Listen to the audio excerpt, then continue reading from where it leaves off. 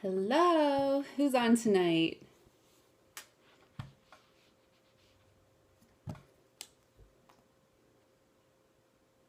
What's up, you guys? Hi, Suze. Hi, Oil Fairy. Who are you, Oil Fairy? I'm an Oil Fairy too. Hey, Kate. Hey, Ashlyn. Hey, you guys. I'll just let a few people hop on here. Hi. so, I wanted to hop on real quick. Hey, Lauren. Hey, Kate.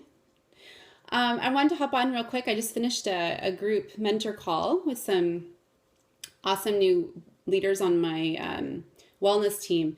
And one of the statements that you may have heard me say before, especially if you've done any coaching with me before, one of my favorite reminders is how we do anything is how we do everything.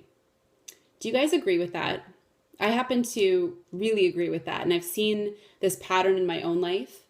And I do tend to see it with other people, especially, when I'm doing coaching with them and they may find themselves giving up, on themselves too quickly. And I just think it's such a powerful way of looking at our lives. One of the things I realized about myself years ago was a lot of the things I was doing in my business and even in my body, a lot of it was really an example to me of a lack of self-love. Whether it be packing my schedule way too full with things, to disrespect my own time, right? Or whether it was going to the gym and literally killing myself in a workout and not honoring the way I was feeling that day. It was all these signs of this undercurring problem of me not taking enough great self-care. And so a couple of years ago, I committed to trying to be better in this area and to really, help women in this area too. And I always like to approach things from an experience based focus. I don't teach what I haven't tried myself, or we tend to sometimes want to get ahead of experience in when we're teaching, right? And there's so many experts out there today, right? So many professed experts in so many topics. And I have always greatly admired people who have done the work first and teach through experience. And this was a lesson that I really literally crashed and burned before I learned. It was, I worked years in a corporate job, and I would say becoming a mother was really what changed my heart and made me commit to doing better for myself, so that I inevitably was doing better for my kids. And I know a lot of moms in the group can relate to that feeling of, when your cup is super low. Oh, thank you, Suze. Love you too. When your cup is so low that you can't give to others, you just end up resenting, other people. It could be your husband. It could be anybody, that friend that you put too much expectation on to make you feel better as a person. It always has to start with you, right? So anyway, this has been something that I have often reflected on. How we do anything is how we do everything. And what I wanted to hop on tonight and say was, is there an area in your life where you find yourself repeating things you haven't learned yet, or maybe you share a similar story to me where you, a lot of the actions you're taking in your life are really just an example of you not loving yourself enough. And I gave the example of time. Like I said, I used to just, totally pack my schedule full of things. And now, I reflect on this a lot. I love opening up my calendar. In the morning, I even have it color coded. Some of you know that. But I love a full calendar, but now what my calendar represents to me are things that completely bring joy to my life, and that was a sign of me getting it more, for myself, that I was working towards creating a life that felt good, felt joyful, that created, a life that I could give back because I felt full. And this process for me started a couple of years ago. And, like I mentioned at the beginning of this scope, I was just on a call with some brand new people on my wellness team who are beginning their own businesses. first-time entrepreneurs. And this was really my message to them, was to watch that in their life, that they're creating space to do this important work, and that they're not, without even realizing it, sabotaging themselves, sabotaging their success. Because I believe that we're all called to do things in this life with our unique gifts, and we often do sabotage it without even realizing it. You know, and one of the other things we were talking about is, if you do nothing different today, how do you feel 5 years from now sitting with that feeling? You know, if you think about how your life feels today, and you imagine your life in 5 years, and for some people that's hard to do. It's scary to do. And I get that. But even if not talking about vision boards and manifestation and you know, visualizing how you want your life to be, but literally, if you take how your life is today and how it feels, would you be okay if it was the exact same 5 years from now? And that thought scares many people, you know, especially if you're like me and we're living a life that, you know, did not light you up. Was maybe you felt a little bit like an imposter in your life, you know? So anyway, I just wanted to hop on and share that. I'd love to hear your thoughts on that from anyone live. Kate, you're losing me. Sorry, I don't know why. My bars are good right now, but yeah, I'm curious what you think about that, you know, and if you guys have sat with that statement yourself, thinking about, you know, how you really are the advocate in your own life. And if you're not feeling that way, how can you start to just make steps towards being more empowered and not putting that on anybody else? It is nobody else's responsibility except yours, right? To make those changes. So sorry if I'm choppy. I don't know why it's cutting out, but who do we have in live still? Kate, can you hear me? I don't know if it's my Wi-Fi or your Wi-Fi or our Wi-Fi.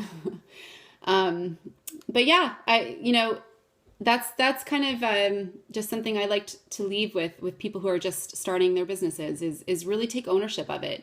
And oh my goodness, if you don't have your own business, you got to start your own business. You know, you have to have something that you're working on that is another form of income for yourself, where your work is going towards your own success and not somebody else's. And I know that's not always possible in the full-time space, but do something to keep building that. Lauren said, I totally can relate. Meditation helps me stay on course. Yeah, journalizing used to kind of freak me out. And it freaked me out more when I was, you know, definitely living a life that did not align for me, because I was almost scared about how I was feeling. I didn't want to really put it on paper, but you just have to begin that process of reflection, and nothing will change if you don't reflect and sit with it and think about how you can move the needle just that little bit every day. That's the key thing. You know, nothing happens overnight. You know, it's this journey, and you just have to keep taking those little steps. Any other thoughts from you guys before I hop off? I've got one more call tonight. It's 10 o'clock here. This is how we roll sometimes. My office is a mess. I wanted to show you guys. I have like a bazillion essential oil bottles everywhere. So I just came back from doTERRA's annual convention. I know a lot of you in the group were there. And I am playing around with all of the emotion oils tonight. And I love them. Yeah, I'm still on Utah time too. I could not fall asleep last night. I know, Lauren, wasn't it so fun? It goes so fast, and it's so full, and it's so amazing. I can't believe there are almost 30,000 people there. It's just nuts. So cool. Do any of you have any questions about what it takes for you to move that needle? Yeah, Kate, I know. It's so true. It's so true. And it's hard, but you got to just build those habits in. Oh, I'm sorry your morning was rough. Want to do some Periscope therapy right now? What? Yeah, exactly. Kate said the more I let things slide, the worse I treat myself. Totally. It's like, you know, we've all had those days with the 10 a.m. cookie, and then the whole day just, you know, kind of falls apart, right? It's just these regular installments through the day. It's those simple things, those simple little things you do for yourself. And it can be the littlest thing. And to somebody else, it might not even mean anything, but you know what those things are. It can be a little thing. Like one thing I like to do, because I work from home and I like to find ways for me to just feel like I'm in a beautiful space. Every single hour, I will go downstairs and I'll put the kettle on and I'll make a tea or just get around and move. I might foam roll in my office or something just to break it up so I don't feel like I'm, you know, and it allows me to come back with fresh eyes. I love to obviously diffuse oils. I have my diffuser going almost, you know, every couple hours, something new with however I'm feeling in that moment. Crystals around me, angel cards, you know, it's important to have those little things that just make you feel, you know, especially, I don't know if you guys can relate to this, but when you know, as a business owner, I tend to sometimes be too much in the masculine. Some of the girls here that I work with might know exactly what I mean by that. You know, I try to be playful in my approach, but I can sometimes be too heavy on the drive, right? So I like to have things around me that help me to feel more feminine. Susan, are you still in? I want to hear from you. What's something that you do to move the needle each day? Because you are a woman going places. Susan is an incredible diamond leader on our wellness team.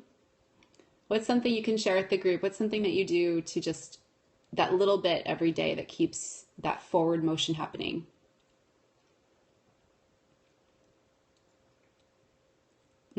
Yeah, good one. Starting with a clear space in my house.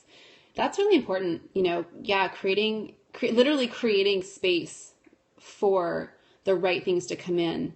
I agree with that. I tend to feel like if I have a mess around me, I can't focus and I attract noise.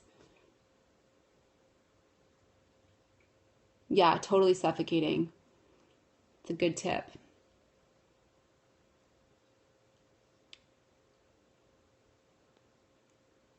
Awesome. All right. Well, I just thought I would hop on and share those little nuggets. I love talking with brand new business builders. Oh yeah, letting go of the mom guilt. That, you know, who's putting that on us, right? I always think, you know, it's some kind of story we've told ourselves, and you know, we need to check in on that. And if somebody else is making us feel that way, out, get them out. No, you should not be surrounded by people who make you feel that way. Moms are doing the most important work in the world. Yeah, I like that other tip, Susan, that you shared about just getting dressed even if you're not going to see anybody. That's a great way to just feel more beautiful, and you produce more beautiful things that way.